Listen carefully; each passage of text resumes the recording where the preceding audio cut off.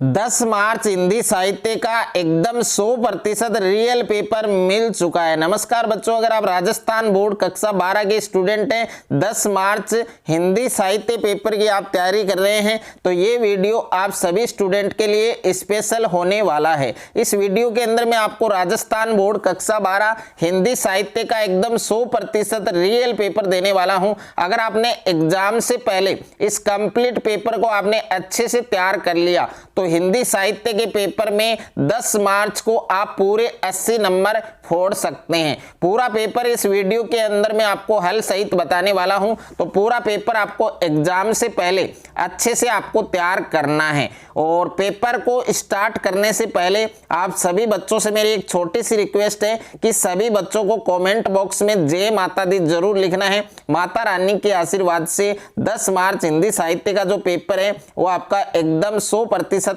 अच्छा पेपर जाने वाला है। और सभी बच्चे हिंदी साहित्य के पेपर में 10 मार्च को पूरे 80 नंबर है वो फोड़कर आने वाले हैं। तो सभी बच्चों को कमेंट बॉक्स में जय माता दी जरूर लिखना है। और यहाँ पर पेपर का जो सीरियल नंबर है वो आप देख सकते हैं 688556। और यहाँ पर आपको हिंदी साहित्य पेपर का क्वेश्चन बुकेट नंबर दिया गया है। और जो हिंदी साहित्य पेपर है उसका कोड आप देख सकते हैं SS21, ये आपके हिंदी साहित्य पेपर का कोड है। और उच्च माध्यमिक परीक्षा 2026 का ये पेपर है, हिंदी साहित्य का पेपर है, हिंदी लिटरेचर का पेपर है, जो आपके 10 मार्च को होने वाला है। एग्जाम से पहले ये पूरा पेपर आपको अच्छे से तैयार करना है। और समय है वो आपको 3 घंटे 15 मिनट मिलेंगे और 80 नंबर का ये पेपर आपके होने वाला है।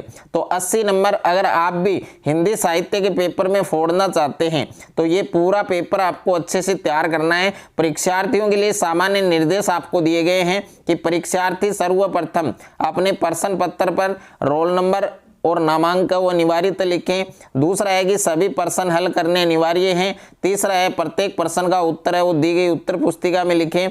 तो ये सारे निर्देश आपको एक बार पढ़ने हैं और इन सभी निर्देश हैं उनको आपको फॉलो भी करना है। और पूरा पेपर इस वीडियो के अंदर आपको विद सॉल्यूशन मिलने वाला है। तो वीडियो को आपको कहीं पर भी स्किप नहीं करना है, वीडियो को आपको कंप्लीट देखना है। में सबसे पहले आपको खंड ए दिया गया है और खंड ए के अंदर प्रश्न संख्या 1 है आपके निम्नलिखित वस्तुनिष्ठ प्रश्नों के उत्तर अपनी उत्तर पुस्तिका में लिखिए। तो यहाँ पर पहला प्रश्न आपको दे रखा है कि 20 स्क्वायर की माटी पाठ में वर्णित 2 मुंह वाला सांप है। तो ए ऑप्शन में आपको दे रखा है डोंढा और बे ऑप्शन में है आपके मज गिदवा और से ऑप्शन में है फिंटारा और दे ऑप्शन में है आपके बटीहा। तो फर्स्ट जो क्वेश्चन है इसका करेक्ट आंसर है आपके बे ऑप्शन हो जाएगा मज दी गहवा। ओके, यानी मज गिदवा। और उसके बाद में देखिए दूसरा प्रश्न आपको दे रखा है कि अपना मालवा खाऊं उजाड़ू सभ्यता में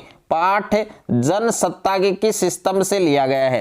तो ए ऑप्शन में है कागद कारे और बे ऑप्शन में है कागद कोरे और से ऑप्शन में है आपके कागद करारे और दे ऑप्शन में है कागद खारे। तो इसमें 4 ऑप्शन आपको दिए गए हैं, कौन सा ऑप्शन आपका करेक्ट आंसर होगा। इस क्वेश्चन का करेक्ट आंसर आप सभी बच्चों को कमेंट बॉक्स में देना है। और जो स्टूडेंट इस क्वेश्चन का करेक्ट आंसर देगा उसका कमेंट है वो पिन किया जाएगा।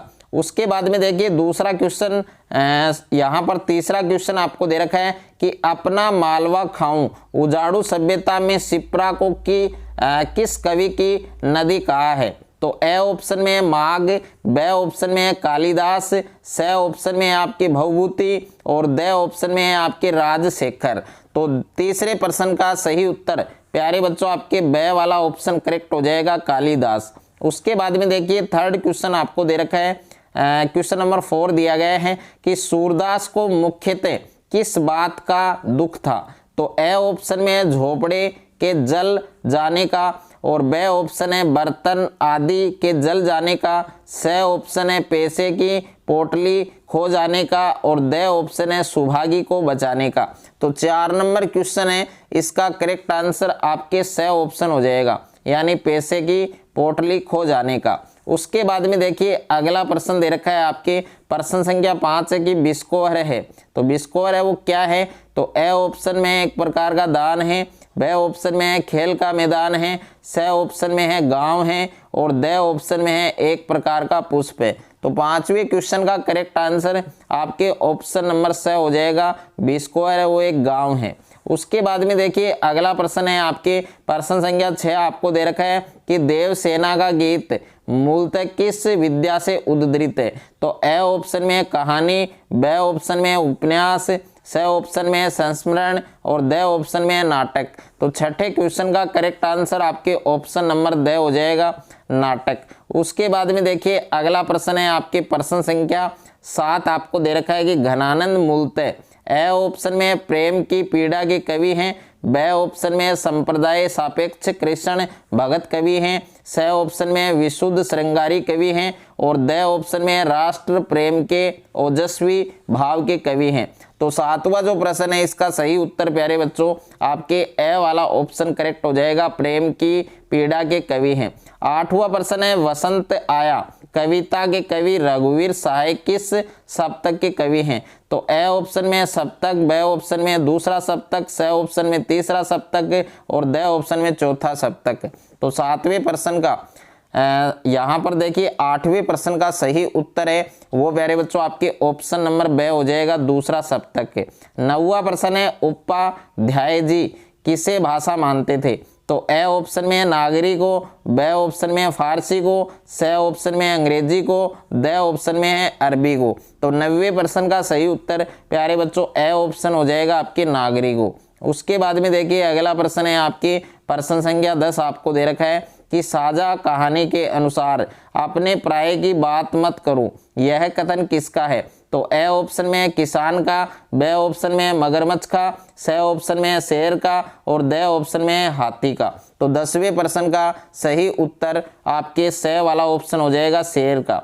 उसके बाद में देखिए 11वां प्रश्न आपको दे रखा है कि सिंगरौली को अपने सौंदर्य के कारण, बैंकुट तथा अकेलेपन के कारण क्या माना जाता था। तो ए ऑप्शन में है नरक, ब ऑप्शन में है काला पानी, स ऑप्शन में संपदा और द ऑप्शन में आपके पर्यटन स्थल। तो 11वें प्रश्न का सही उत्तर आपके ब ऑप्शन हो जाएगा, काला पानी। उसके बाद में अगला प्रश्न है आपके प्रश्न संख्या 12 है कि कथानक के स्वरूप में सम्मिलित नहीं है। तो ए ऑप्शन में प्रारंभ, ब ऑप्शन में है अनंत, स ऑप्शन में है मध्य और द ऑप्शन में है अंतराल।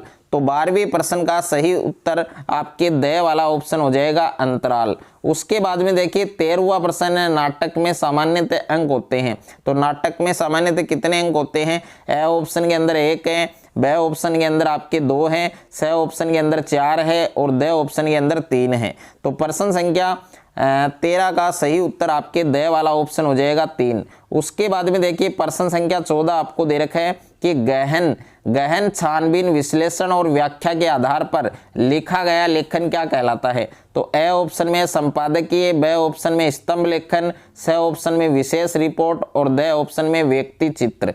तो प्रश्न संख्या 14 का सही उत्तर आपके प्यारे बच्चों स वाला ऑप्शन हो जाएगा, विशेष रिपोर्ट। उसके बाद में प्रश्न संख्या 15 है कि संवाददाताओं के बीच रुचि और ज्ञान के आधार पर काम का विभाजन क्या कहलाता है। तो ये प्यारे बच्चों आपके बिट कहलाता है। तो इसमें द वाला ऑप्शन है वो करेक्ट आंसर हो जाएगा। उसके बाद में देखिए दूसरा प्रश्न आपको दे रखा है कि निम्नलिखित रिक्त स्थानों की पूर्ति उचित उत्तर से आपको करनी है। यहाँ पर पहला है कि इंद्र जिम्मी जंब पर, बांडव सुहंब पर, रावण सदंब पर रघुकुल राज है, पंक्ति में कौन सा गुण है। तो पहला जो रिक्त स्थान है इसमें आएगा बच्चों आपके ओज आएगा, क्या आएगा, ओज। तो इसमें ओज गुण है तो इसमें पहले में ओज लिखना है। दूसरा है कि जहां काव्य में प्रयुक्त शब्द सुनने पर कठोर, कर्कश और कड़वे प्रतीत होते हैं वहां पर दोष होता है। तो दूसरे में आएगा आपके श्रुति कटुत्व। तो इसमें आपको क्या लिखना है, श्रुति कटुत्व लिखना है, श्रुति कटुत्व। तो दूसरा जो रिक्त स्थान है इसमें श्रुति कटुत्व आपको लिखना है। उसके बाद में देखिए तीसरा है आपके छंद के प्रत्येक चरण में 31 वर्ण और 16-15 वर्ण पर यति होती है। तो इसमें आएगा आपके कवित्त। तीसरा जो रिक्त स्थान है इसमें आपको क्या लिखना है, कवित्त लिखना है। और या फिर आप लिख सकते हैं मन हरण, क्या लिख सकते हैं बच्चों, मन हरण, ये भी आप लिख सकते हैं। और उसके बाद में 4 नंबर अतीत हो अनेमना विषादिता पंक्ति में प्रयुक्त वर्णित छंद कौन सा है? तो इसमें होगा द्रुत विलंबित। क्या होगा बच्चों?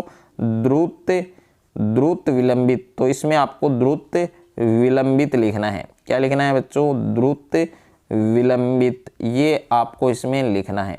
उसके बाद में देखिए नेक्स्ट है आपके पांचवा है कि अलंकार के मुख्यतः दो भेद हैं, एक जिसका आपको नाम लिखना है और दूसरा है अरंथालंकार। तो एक का नाम है आपके शब्दालंकार, तो पांचवें रिक्त स्थान में आपको क्या लिखना है? शब्दालंकार लिखना है। क्या लिखना है बच्चों? शब्दालंकार। उसके बाद में देखिए छठा है आपके जहां उपमेय को उपमान से श्रेष्ठ बताया जाए वहां पर कौन सा अलंकार होता है? तो छठे के अंदर आएगा आपकी व्यतिरेक। क्या आएगा बच्चों? व्यतिरेक आएगा। क्या आएगा? व्यतिरेक। तो इसमें आपको व्यतिरेक लिखना है। उसके बाद में देखिए अगला प्रश्न है आपके तीसरा प्रश्न है निम्नलिखित अपठित गद्यांश को पढ़कर पूछे गए प्रश्नों के उत्तर लिखिए। तो ये आपको गद्यांश दे रखा है, इस गद्यांश को आपको पढ़ना है। उसके बाद इस गद्यांश में जितने भी प्रश्न आपको पूछे गए हैं सभी प्रश्नों के उत्तर आपको देने हैं। तो यहाँ पर पहला प्रश्न पूछा गया है उपयुक्त गद्यांश का उचित शीर्षक लिखिए। दूसरा है गद्यांश के अनुसार मित्रता का क्या कर्तव्य है। तीसरा है मित्र कैसा होना चाहिए। 4 नंबर है मित्रता का कर्तव्य किसे पूरा हो सकेगा। 5वां है गद्यांश का संदेश लिखिए। छठा प्रश्न है मित्र के 2 पर्यायवाची और 2 विलोम शब्द हैं वो आपको बताने हैं। प्रश्न संख्या 4 आपको दे रखा है निम्नलिखित अपठित पद्यांश को पढ़कर पूछे गए प्रश्नों के उत्तर अपनी उत्तर पुस्तिका में लिखिए। तो ये आपको पद्यांश दे रखा है, इस पद्यांश को आपको पहले पढ़ना है। उसके बाद में इस पद्यांश में प्रश्न आपको पूछे गए हैं कि पद्यांश का उचित शीर्षक लिखिए। दूसरा है कवि किन किन को प्रणाम कर रहा है। तीसरा है मन की मन में ही रही पंक्ति का तात्पर्य स्पष्ट कीजिए। 4 नंबर है तुणीर और उद्दी शब्दों के अर्थ लिखिए। 5वां है पद्यांश का संदेश स्पष्ट कीजिए। छठा प्रश्न है कुंठित और लक्ष्य से भ्रष्ट शब्द वो किसके लिए प्रयुक्त हुए हैं वो आपको बताने हैं। उसके बाद में बच्चों खंड ब आपको दे रखा है। खंड ब के अंदर निर्देश आपको दिया गया है कि प्रश्न संख्या 5 से 15 तक प्रत्येक प्रश्न के लिए अधिकतम शब्द सीमा है वो 40 शब्द है। तो यहाँ पर देखिए 5वां प्रश्न पूछा गया है कि जहाँ कोई वापसी नहीं पाठ में विस्थापित जन को आधुनिक भारत के नए शरणार्थी क्यों कहा गया है। छठा प्रश्न है पाठ्यांश के आधार पर यासेर अराफात की चारित्रिक विशेषताएं लिखिए। 7वां प्रश्न है कि मोह पर कृपा स्नेहो बिसेखी खेलत खुन्नस न कबहू देखी और पंक्ति के भाव सौंदर्य उसकी विवेचना आपको करनी है। उसके बाद में 8वां प्रश्न पूछा गया है कि दुख ही जीवन की कथा रही क्या कहूँ आज जो नहीं कही पंक्तियों का शिल्प सौंदर्य है वो आपको स्पष्ट करना है। उसके बाद में प्रश्न संख्या 9 आपको दिया गया है कि केदारनाथ सिंह या असगर वजाहत का साहित्यिक परिचय लिखिए।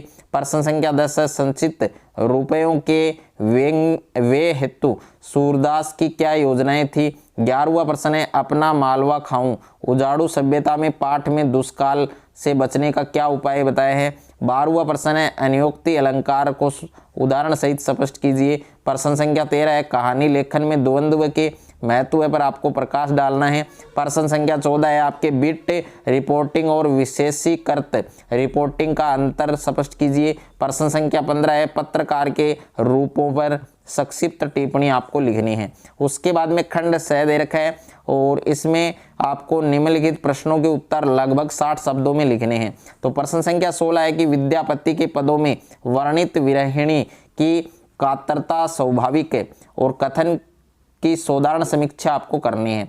8वां में प्रश्न है कि रघुवीर साय की कविता तोड़ो प्रकृति और मानव के संपृक्त संबंधों की गूंज है ये आपको स्पष्ट करनी है। और प्रश्न संख्या 17 आपको दे रखा है कि दूसरा देवदास कहानी के शीर्षक की सार्थकता स्पष्ट कीजिए, इस पर टिप्पणी लिखनी है। अथवा में कुट्टज पाठ में वर्णित कुट्टज की विशेषताओं की विवेचना आपको करनी है। प्रश्न संख्या 18 आपको दे रखा है कि बिस्कोर की माटी अपनी मातृभूमि के प्रति अनुराग की अभिव्यंजना है, इस कथन का विश्लेषण कीजिए। और अथवा में है सूरदास की झोपड़ी और दूरदर्श संघर्ष चेतना का दस्तावेज है, ये आपको स्पष्ट करना है। उसके बाद में बच्चों खंड द दे रखा है। खंड द के अंदर प्रश्न संख्या 19 है, निम्नलिखित गद्यांश की सहप्रसंग व्याख्या कीजिए। और एक गद्यांश इसके अथवा में दे रखा है, तो दोनों में से एक गद्यांश की आपको सहप्रसंग व्याख्या है वो करनी है।